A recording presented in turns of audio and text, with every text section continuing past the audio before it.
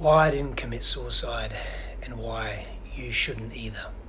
This is more of a personal story around something that so many of us experience, the pain and the difficulty that we often face in life, the challenges that we sometimes do not know how to get out of, the fact that we feel depressed in life, that we feel lost, that we feel we have no meaning, our actions have no meaning, our friendships, our relationships are almost dull, and we feel numb to the world.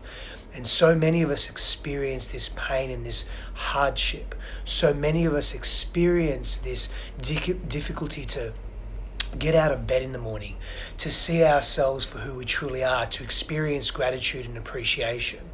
There have been various times in my life where I have contemplated ending this physical life, where too much for too long was presenting itself and I didn't have a way out. And so the title of this video is Why I Didn't Commit Suicide. And the subtitle, if you wish, is And Why You Don't Need to Either.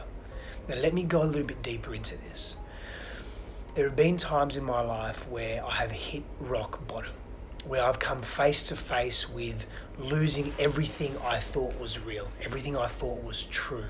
My friendships, my businesses, money, my intimate relationships, who I thought I was in the world, who I thought I was meant to be, my values, what was important to me, what my interests were, my belief systems. There came a time in my life around 6 or 7 years ago where I chose to go really deep into everything that I was. And the catalyst for that was a breakup that I had, or was actually moving through. It was a breakup that lasted a few months. And the reason for that was because we chose to attempt to make it work. And that was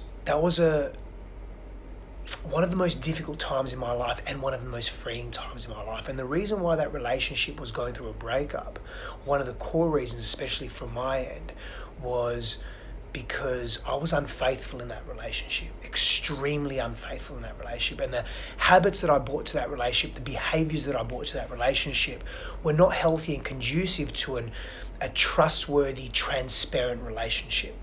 And therefore, I wasn't honoring myself, I wasn't in a place of self-respect, and I wasn't able to openly honor and genuinely respect my partner at that time. And she found out. And that just opened up a can of worms, because I started to look at, where is this pain coming from? Where is this yearning to be with other women, to be unfaithful, to be dishonest, to be mistrusting, to not tell the truth, essentially? Where is this coming from? And watching the pain, observing her in so much pain, in so much distress, really triggered something within me. And I started looking at all of my stuff. I started looking at who I was in the world and how I was behaving. Was I in integrity? Was I being authentic? The truth of it was that I was not being authentic. I was not being real. I was not honoring myself, and I was not honoring those people in my life, especially my intimate partner at that time. And so I went deep down a rabbit hole, really deep. I practiced deliberate solitude. I sought help from counselors, spiritual healers, shamans, psychologists, wise people, spiritual healers, energy healers. And that all helped, and that assisted me, because in that place, I was literally delayering every part of who I was. Every aspect of who I was, everything I thought was real, I was taking apart. And in that taking apart, I realized that I wasn't being true to myself, and I wasn't being true to who I really wanted to be in the world. And so many of us experience this.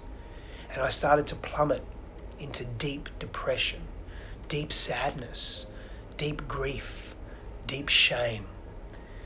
And I almost thought that I would never get out of that cycle of grief, shame, anger, sadness, distance. I started looking at all of my relationships, my maternal, paternal relationships, my relationship with my younger brother, my relationship with those that mattered in my life that I really cared about.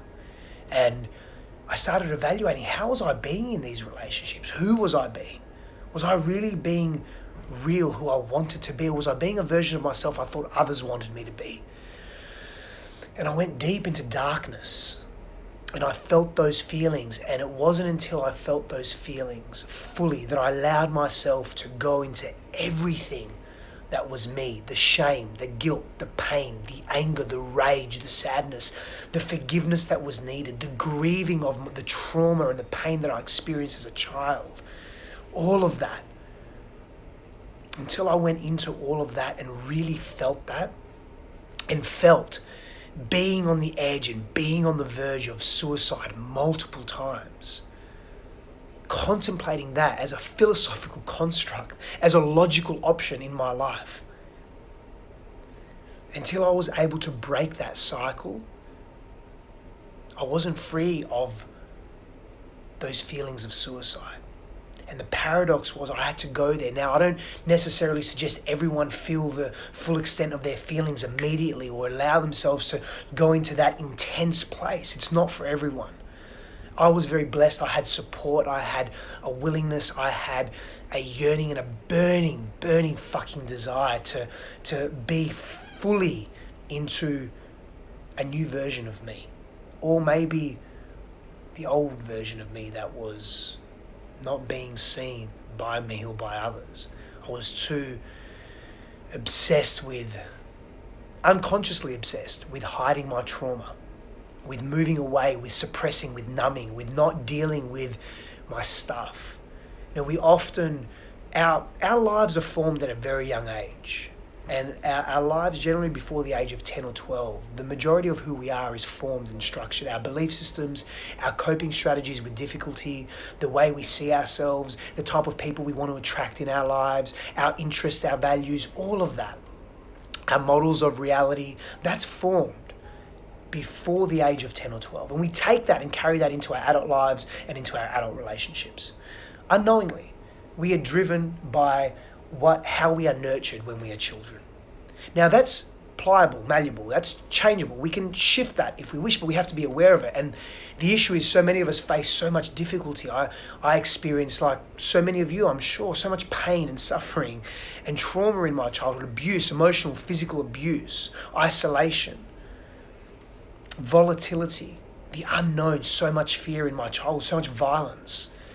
And I brought that unknowingly into my adult relationships, and that drove how I behaved, how I saw myself, how I valued myself, my self-talk, how I felt about me, how I valued myself. I brought all of that in. Until I looked at that, I wasn't able to shift those behaviors that were unraveling themselves in my adult relationships. But in order to shift that, we have to look at that painful stuff, and we need support. We need professional support. And for me, my journey was also being in solitude a great deal, because that was part of my wounding. I needed to be in solitude and learn to be in solitude in a healthy way, and that was safe to be in that way. And so there's much here, right? And I could speak to this for a lot longer, and I will in other videos to follow. But I want you to know that you don't need to go to a place of no return.